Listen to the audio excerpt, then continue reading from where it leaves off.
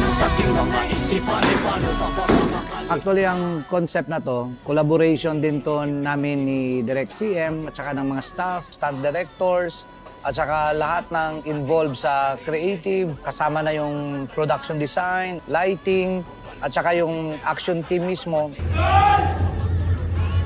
Saan ka talaga? Siya ba ng buhay mo? 10 beses kitang papatay na hayop ka!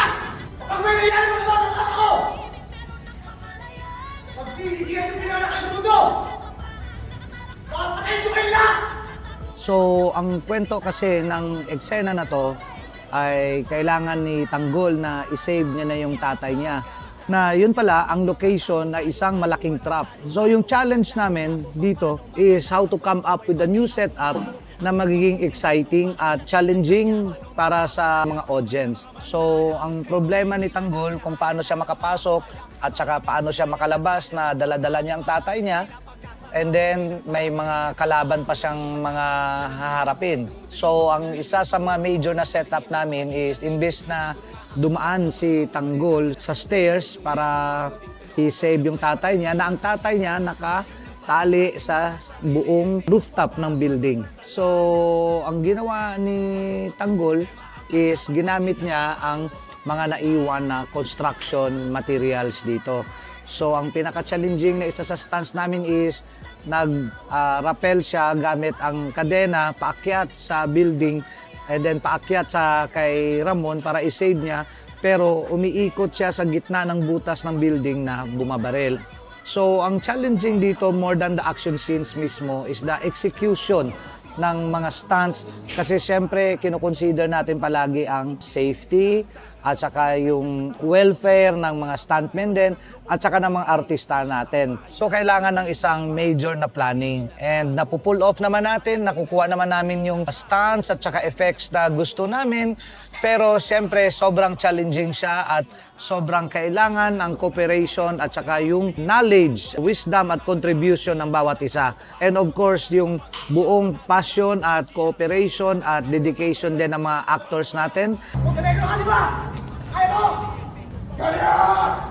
Ang contribution ng isang special effects team ay yung paglalagay ng mga practical effects kasi dito nagplano si Lucio na lalagyan ng mga bomba yung bawat floors. So, doon makikita natin sa pagligtas ni Tanggol kay Ramon, kapag tumatakbo sila, ilalagyan natin ng mga Darna effect. Pagdating naman sa pagtakas nila, meron kasing isang eksena doon na tatalon sila sa gitna ng atrium. So, nag-set up tayo doon ng rigging na sa kanilang dalawa. Yung una, ginawa natin yung pag-angat ni Tanggol. Then yung pangalawa, yung pagtalon ni Ramon tsaka ni Tanggol. Ayun, nag-set up tayo din ng mga pulleys, and then nag-anchor tayo din sa taas, nag-set up tayo ng boom trusses para mas safe yung pagtatalian ng mga pulleys natin pag-aankorahan. Pagdating naman sa pag-effects, sobrang challenging to kasi pinag-iisipan to. Ahead of time, pinag-uusapan to, nag-pre-prod kami with directors, then producer kung paano namin i-execute kasama yung stunt team, then stunt directors. Yeah. Sa meeting di Avance, gumamit tayo ng air cannon doon, compressed air. Yung susunod na eksena, habang bumababa si Tanggol tsaka si Ramon sa pagtakas nila, doon lalagyan din natin siya ng air cannon na compressed air with the breeze, like yung food grade na semento. Kasi ito yung hinihingi ng directors natin na pagdating sa mga sabog kasi mas safe to sa eksena. Lunes na, October 27.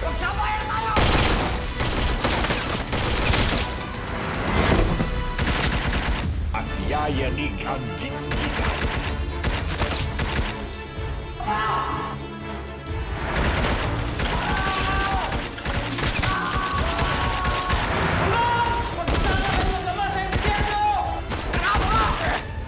Ayop kayong mag-ama!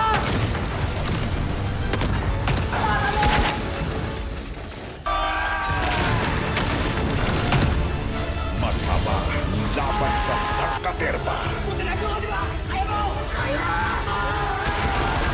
Ito na ba ang huli nilang laban? Paulisan ako ng bala. Siguraduhin ninyong patay sila! FPJ's Batang Quiapo.